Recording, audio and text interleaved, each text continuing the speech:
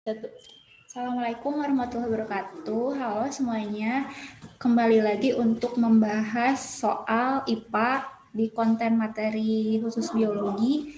Tadi sama Bu Yenti udah dibahas ya dari nomor 1 sampai nomor 15. Sekarang kita akan lanjutkan dari nomor 16 sampai nomor 30. Oke, kita lihat dulu soalnya ya. Bahan kimia yang sering ditambahkan sebagai pewarna sintetis dalam pembuatan produk makanan adalah, nah ini jawabannya yang mana ya? Kita lihat dulu. Yang A, natrium benzoat, kalium benzoat, asam sitrat. B, sakarin, sorbitol, dan siklamat. C, eritrosin, sunset yellow, ponceu 4R, dan D, kalsium propionat, boraks, dan asam folat. Di sini adalah pewarna sintetis, berarti pewarna buatan.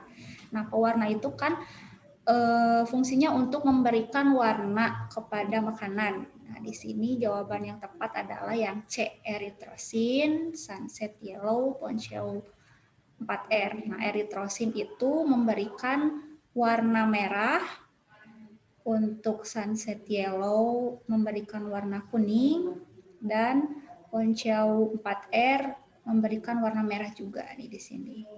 Itu ya. Nah, untuk option A kita bahas dulu nih ya, yang natrium benzoat, kalium karbonat, sama asam sitrat itu biasanya digunakan untuk pengawet biasanya ya. Kadang juga penambah rasa asam pada makanan gitu. Untuk yang B, sakarin, sorbitol, siklamat itu merupakan bagian dari pemanis buatan, sedangkan kalsium propionat, boraks, dan asam folat biasanya untuk pengawet juga. Nah, ini semuanya biasanya ini sintetis, buatan nggak ada yang alami ya. Nah, jadi jawabannya yang C ya untuk nomor 16. Lanjut kita ke nomor 17. Zat psikotropika jenis amfetamin adalah obat yang sering disalahgunakan. Jenis ini dikelompokkan sebagai psikostimulan. Jenis psikostimulan yang menyerang kuat pada, nah yang mana nih? Sekarang optionnya kita bahas dulu. Yang sistem saraf pusat itu yang A. B, fungsi kerja jantung. C, kinerja saraf perifer. Dan D, sistem kerja otot polos. Biasanya jenis psikostimulan ini menyerang kuat pada A, sistem saraf pusat. Yang namanya sistem saraf pusat itu kan ada yang namanya otak dan sumsum tulang belakang. Nah, perlu yang kalian ketahui untuk stimulan ini biasanya untuk merangsang sistem saraf pusat itu untuk bekerja lebih keras gitu. Makanya si amfetamin sering dikonsumsi oleh seseorang supaya dia itu lebih kayak melek gitu ya untuk melakukan aktivitas tertentu gitu ya. Ya, lanjut nomor 18 kita lihat. Nah, perhatikan gambar berikut. Coba lihat dulu gambarnya baik-baik. Soalnya bagian yang ditunjuk oleh tanda panah berfungsi untuk apa nih? Ini adalah sayatan pada daun ya. Anatomi daun pada tumbuhan. Nih yang A, menyimpan udara hasil respirasi. B, menyimpan cadangan makanan. C, tempat berlangsungnya fotosintesis. D, melindungi jaringan di bawahnya. Khusus untuk yang ditandai sama tanda panahnya di sini adalah D, jawabannya untuk melindungi jaringan di bawahnya. Kenapa? Karena itu adalah jaringan epidermis gitu ya. Jaringan epidermis berfungsi untuk melindungi jaringan di bawahnya gitu ya. Nah, kalian jangan terkecoh sama tanda panah yang tidak ditunjukkan arahnya gitu ya. Jadi kalau ada gambar atau soal yang seperti ini, kalian lebih fokus di mana tanda panah yang ditunjukkannya gitu ya. Terus yang nomor 19, lanjut. Nah, perhatikan gambar berikut. Di sini ada gambar kupu-kupu yang sedang melakukan penyerbukan pada bunga nih ya. Nah, interaksi antara makhluk hidup pada gambar tersebut adalah interaksi apa ya kira-kira ini? Masuknya ini di bab kelas 7 kalau nggak salah ya, tentang interaksi pada makhluk hidup. Biasanya ini ada simbiosis. Simbiosis itu kan hubungan interaksi antara makhluk hidup dengan makhluk hidup lainnya, biasanya kayak gitu ya. Nah, ini option yang benar itu adalah mutualisme. Nah, kenapa mutualisme? Karena di sini yang namanya simbiosis mutualisme itu untuk hubungan yang saling menguntungkan. Gitu. Kenapa saling menguntungkannya? Apa di sini? Yang pertama, kupu-kupu itu untung karena mendapatkan nektar yang dihasilkan oleh bunga. Sedangkan bunga itu sendiri untung karena dibantu penyerbukannya oleh si kupu-kupu gitu. Jadi saling menguntungkan kedua belah pihak. Nah, kita bahas yang komensalisme nih, yang option A. Kenapa bisa salah? Karena komensalisme itu hanya menguntungkan satu pihak saja, dan yang satu pihaknya itu tidak merasa diuntungkan dan tidak merasa dirugikan. Jadi biasa aja gitu. Itu namanya komensalisme. Contohnya untuk simbiosis komensalisme itu biasanya contohnya itu ada ikan hiu dan ikan remora. Nah, di laut ikan hiu kan badannya besar tuh. Kemudian ikan remora badannya kecil. Biasanya si ikan remora memanfaatkan tubuh ikan hiu yang besar itu untuk sebagai bahan perlindungan dia dari predator gitu. Sedangkan si ikan hiunya merasa biasa-biasa aja, karena dengan tidak adanya si ikan remora nggak akan berpengaruh sama tubuh si ikan hiunya gitu.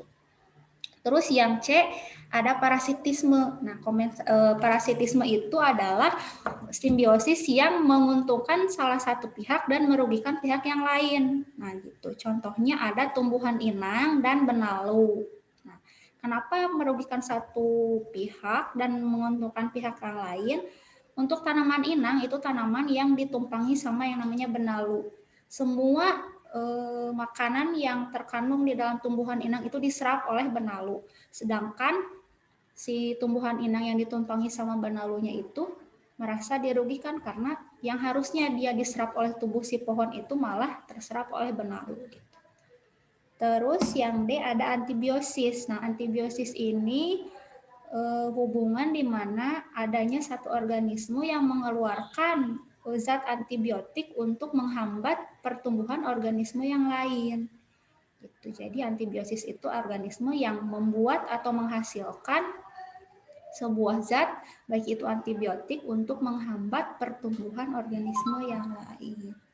Contohnya apa? Contohnya gini, misalnya ibu punya pertumbuhan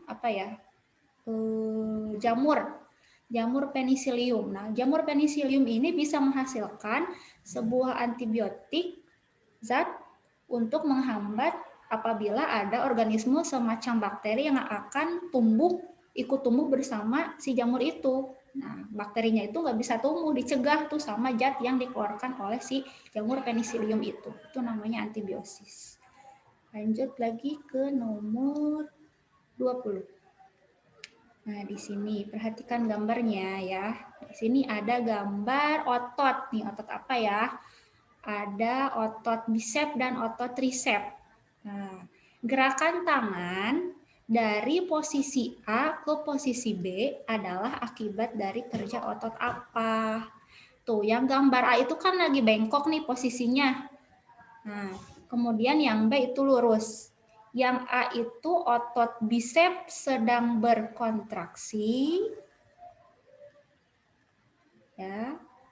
Kemudian yang B tricep sedang relaksasi.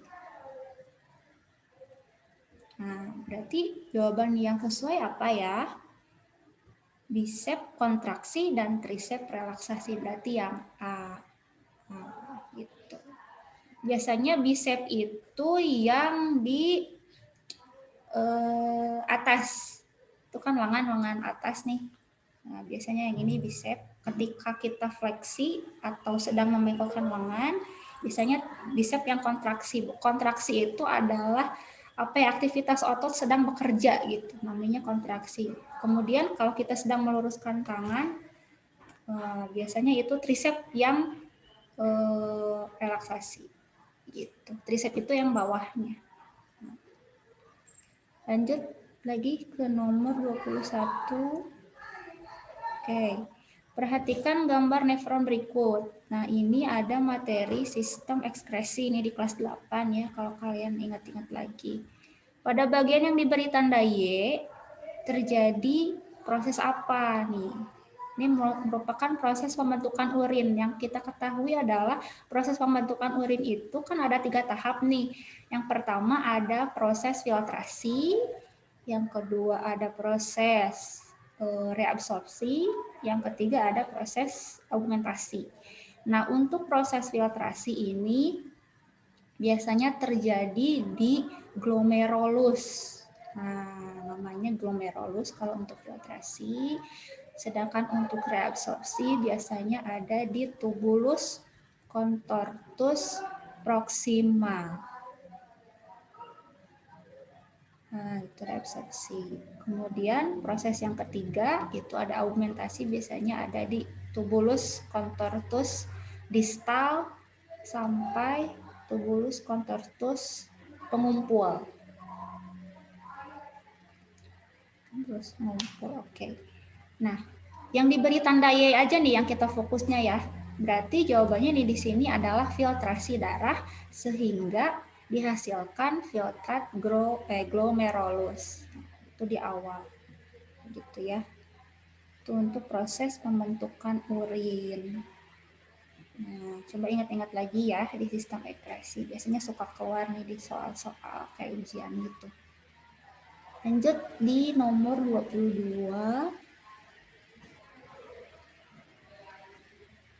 Perhatikan gambar berikut, ini ada di sistem reproduksi ya, di kelas 9 masih hangat kemarin waktu semester 1.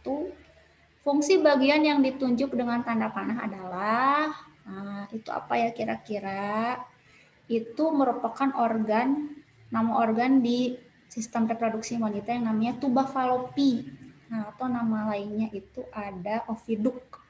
Tuba falopi atau oviduk. Nah, fungsi dari tuba falopi atau oviduk itu sendiri adalah tempat terjadinya pembuahan atau fertilisasi. Nah, berarti jawaban yang tepat di sini adalah yang C, tempat berlangsungnya proses fertilisasi atau pembuahan.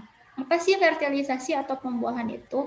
Jadi tempat bertemunya antara sel ovum dan sel sperma itu adanya di tuba falopi atau oviduk. Gitu ya. Oke. Lanjut di nomor 23. Nah, perhatikan pernyataan berikut. 1. Pembuatan alkohol dengan pemanfaatan Saccharomyces sp.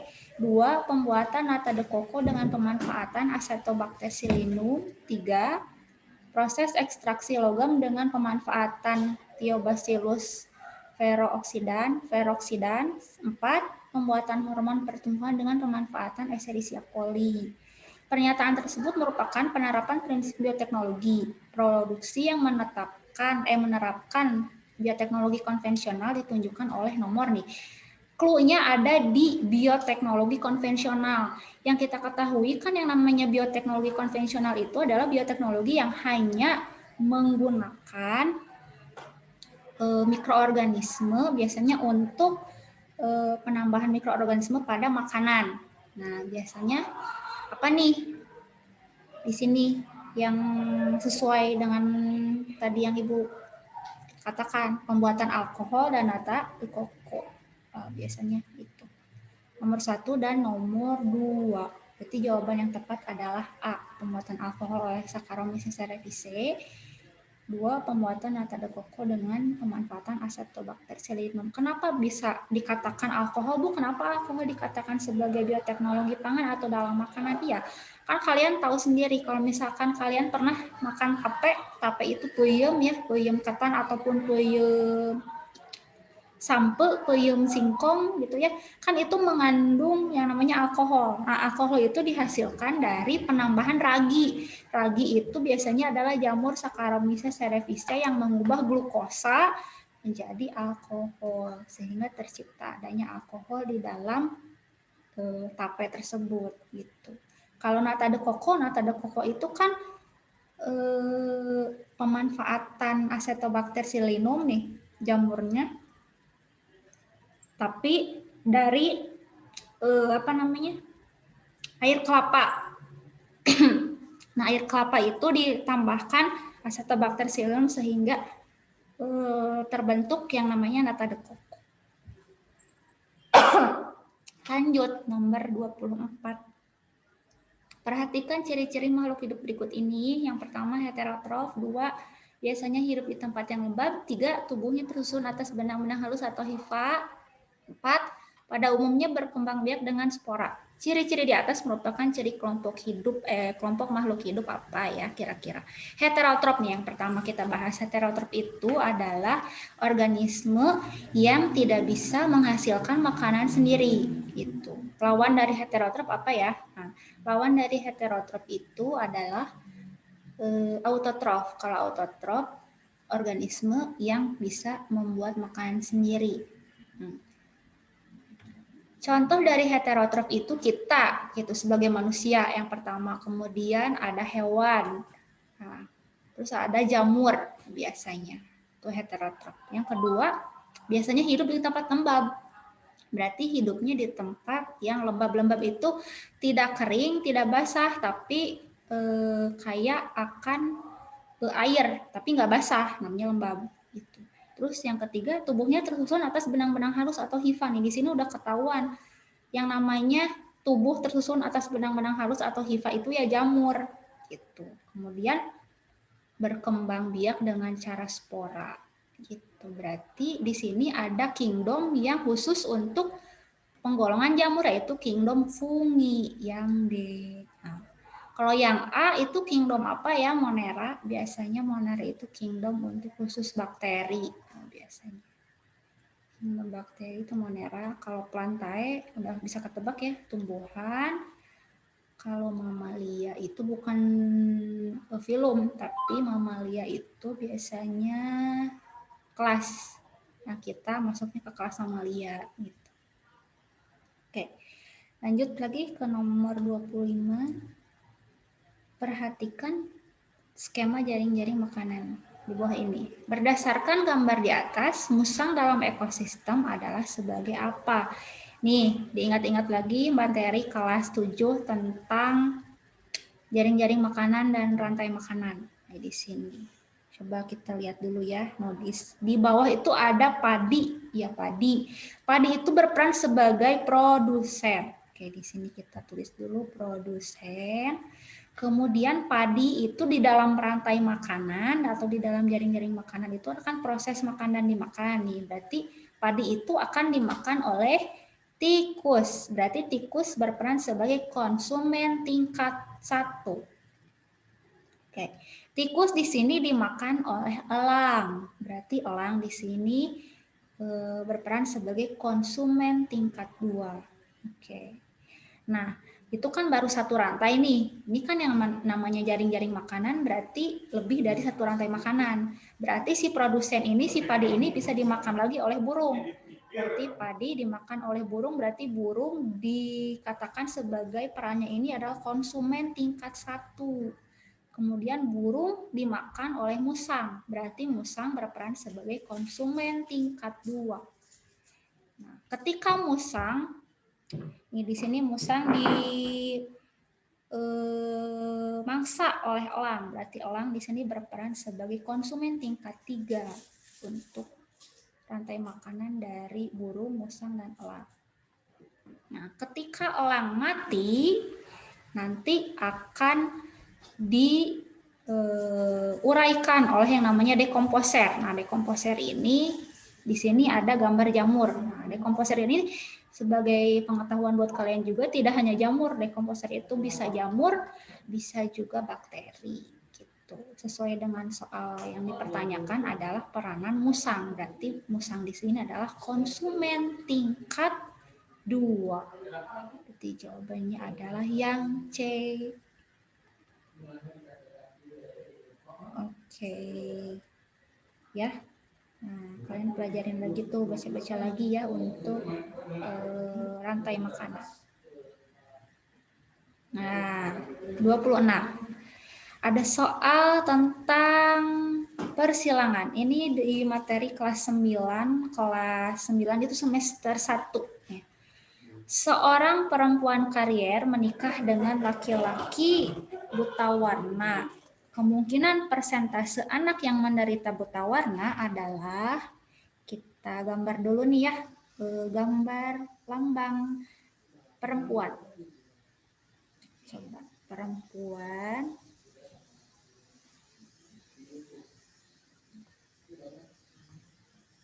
Kita lambangkan dulu. Nah, ini perempuan ya, menikah dengan laki-laki. Oke, perempuannya di sini di soalnya itu kan karier ya.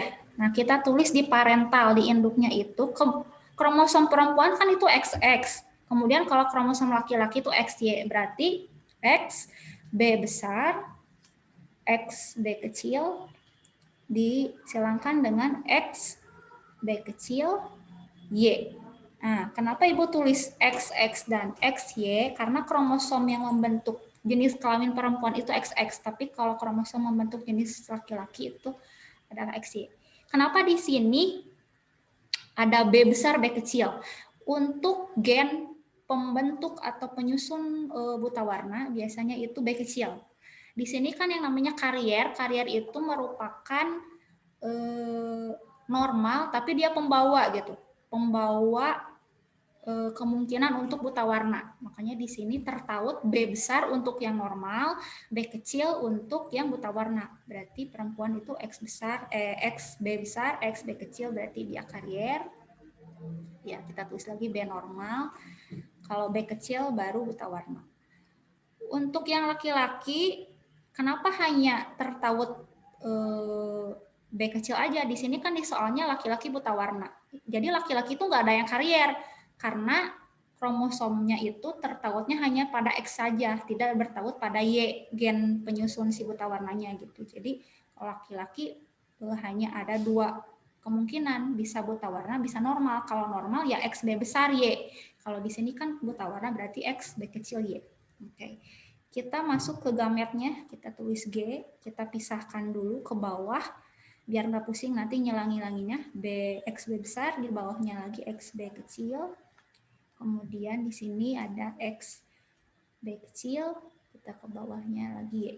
Oke, kita hitung filialnya atau keturunannya. Kita coba silangkan di bawahnya. X B besar disilangkan dengan X B kecil. Sehingga nanti diperoleh keturunannya adalah X B besar, X B kecil. Oke. Kemudian yang kedua, X B besar disilangkan dengan Y. Nah, berarti diperoleh X B besar Y. Kemudian yang ketiga, silangnya dari bawah ke atas nih. X B kecil, X B kecil. Berarti diperoleh nanti X B kecil, X B kecil. Oke. Terus yang terakhir, antara X B kecil sama Y. Tulis X B kecil sama dengan Y. Nah, kita peroleh nih, keturunan yang pertama di sini ada X B besar, X B kecil. Berarti dia wanita kan? Wanita karier. Kenapa karier? Karena di sini tertaut B besar, B kecil. Ada normal tapi pembawa, namanya karier. Yang kedua, ada X B besar Y. Berarti dia laki-laki nih. Laki-laki normal karena kromosomnya tertaut B besar nih di sini. Terus yang ketiga, X B kecil, X B kecil. Nah, di sini ada perempuan buta warna nih. Kenapa? Karena dua-duanya B kecil tertaut pada kromosom X. Nah, kemudian yang terakhir ini ada laki-laki buta warna. Nah, jelas ya laki-laki buta warna karena X terpaut B kecil di sini. Yang jadi pertanyaan, kemungkinan persentase anak yang menderita buta warna. Nih di sini kita peroleh lihat lagi ke bawah, ada laki-laki buta warna dan ada wanita buta warna. Berarti kalau dipersentasekan, yang karier 25%, yang normal 25%, yang buta warna ada 50%. Itu kan yang ditanyakan hanya anak yang menderita buta warna, bukan anak laki-laki ataupun anak perempuan. Jadi kalian harus jeli untuk baca dulu soalnya, takut-takut nanti salah. Berarti jawabannya yang B ya, 50%. Gitu. Ngerti ya cara ngilang-ngilanginnya? Oke. Lanjut ke nomor 27. Contoh dari senyawa berikut yaitu yang A ada CH3COOH, Ada NaCl dan ada C6H12O6. B, ada AU, ada O2 dan N. Yang C ada CH3COOH, AU dan C6H12O6. Dan yang terakhir ada Ca, NaCl dan CO2. Nah, kita garis bawahi tadi adalah senyawa. Yang namanya senyawa itu gabungan dari satu unsur atau lebih, dari dua unsur atau lebih. Nah, kita lihat cek dulu yang A, CH3C. C itu satu unsur ya. H satu unsur, OH berarti lebih dari satu unsur. NaCl berarti ada dua unsur nih, berarti masuk ke senyawa. C6H12O6 senyawa juga. Berarti dari sini udah ketahuan kalau misalkan option A itu adalah jawabannya. Nah, supaya meyakinkan coba deh kita lihat di yang B, AU. AU itu kan unsur ya, aurum. Yang O2 itu unsur masih. N unsur, berarti nggak ada senyawa-senyawanya, berarti bukan itu. Yang C, CH3COOH nih, itu senyawa ya, soalnya lebih dari dua unsur. AU satu unsur. C6H12O6 senyawa, bukan semuanya, berarti itu salah. Kemudian yang D, CA unsur, NaCl baru senyawa, dan CO2 baru senyawa, berarti betul yang A. Oke. Lanjut, nomor 28. Ya, persilangan lagi. Randi bergolongan darah AB menikah dengan Aini yang bergolongan darah B heterozigot ya. Hitunglah berapa persentase anak yang muncul dengan golongan darah B homozigot. Nah, persilangannya hampir sama kayak yang tadi ya. Kita tulis lagi. Pakai huruf aja ya. Randi. Nah, Randi menikah dengan Aini. Nah, oke. Si Randi golongan darahnya AB kan, berarti kita terjemahkan ke alel IA, IB. Kalau untuk golongan darah ya. Kemudian menikah sama Aini, golongan darahnya B heterozigot, berarti IB, IO. Nah, kenapa heterozigot? Karena si alelnya ini tidak sama, IB, IO, namanya heterozigot. Tapi kalau homozigot berarti si alelnya harus sama, IB, IB, baru disebut homozigot. Ini kan yang ditanyakan heterozigot ya. Oke, kita langsung pecah dulu si gametnya. Kita tulis IA dulu di atas, IB yang di bawah, kemudian IB yang di atas, IO yang di bawah. Oke, kita coba silangin lagi ya kayak yang tadi ya. IA ke IB berarti hasilnya IA IB. Kemudian IA ke IB berarti hasilnya ini IO ya. Oh iya lupa. Ini salah nyebut nih. Bukan IB, IB.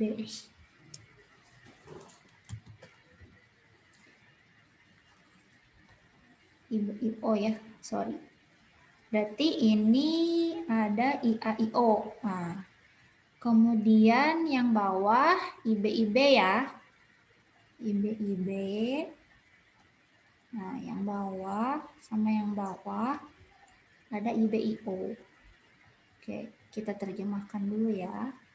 Nah, IAIB berarti di sini adalah pembentuk golongan darah AB. Nah, kita tulis dulu AB. Nah, oke. Yang kedua ada IAIO, berarti alel penyusun golongan darah A. A-nya itu berarti di sini A-nya heterozigot. Soalnya beda. Yang IB berarti golongan darah B homozigot. Nah, IBIO berarti B heterozigot. Nah, udah beres nih. Kita lihat dulu nih soalnya. Hitunglah berapa persentase anak yang muncul di golongan darah B homozigot. B homozigot ya. B homozigot berarti 25%. Nah, hati-hati kata ibu juga nanti kalau kalian dapat soal yang kayak gini, berarti opsinya di sini A dulu ya. Kita buletin dulu yang A. Hati-hati lihat atau baca lagi soalnya. Ini kan yang diminta homozigot aja nih, bukan golongan darah B. Kalau golongan darah B baru jumlahnya 50%. Kalau golongan darah B homozigot, ini jawabannya 25%. Oke, jadi harus hati-hati. Takut tertipu oleh soal. Lanjut, 29. Oke, perhatikan gambar berikut. Nah, ini sel apa ya? Nah, ini sel hewan ya. Sel hewan. Bagian sel yang berfungsi untuk mengatur seluruh kegiatan sel adalah, nah di sini kan ada tanda panah 1, 2, 3, 4. Meskipun tidak lurus semua ya, ini antara nomor dan tanda panah, jadi kalian bingung. Gitu ya, dari atas 1, 2, 3, 4. Ini kan sel hewan itu punya organel sel nih, punya yang namanya organel sel itu adalah anggota dari sel itu sendiri gitu. Nah di sini nomor 1 itu biasanya apa ya yang ditunjukkan oleh nomor 1, kita bahas dulu, itu adalah sitoplasma. Nah, sitoplasma itu biasanya fungsinya untuk tempat terjadinya reaksi metabolisme sel.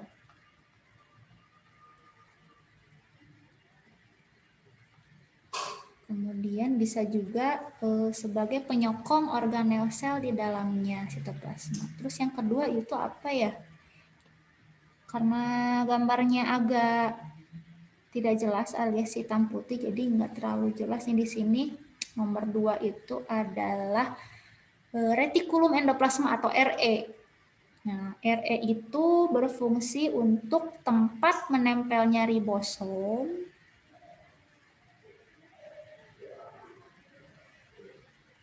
dan transport zat. Nah, berperan dalam transport zat. Kemudian yang ketiga itu ada inti sel. Nah, inti sel ini berfungsi untuk mengatur semua kegiatan sel. Oke.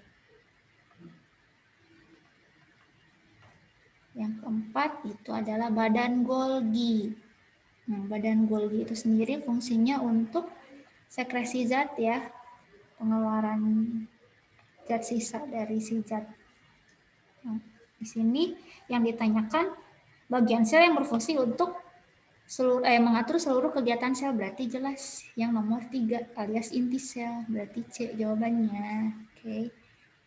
Kalau untuk pembahasan organel sel, jadi kalian tinggal buka-buka lagi bukunya, lihat bagian-bagiannya, bentuk-bentuknya udah ada ciri khasnya gitu. Tinggal dihafalin nama dan fungsinya. Oke, kita lanjut ke nomor 30 terakhir ya ini ya. Perhatikan gambar berikut.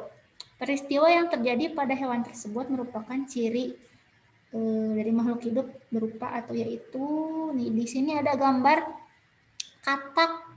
Nih, di sini ada perubahan dari katak yang kecil, mulai dari telur nih ya. Telur, kemudian ada larva, kemudian ada berudu, ada katak muda, sampai katak dewasa.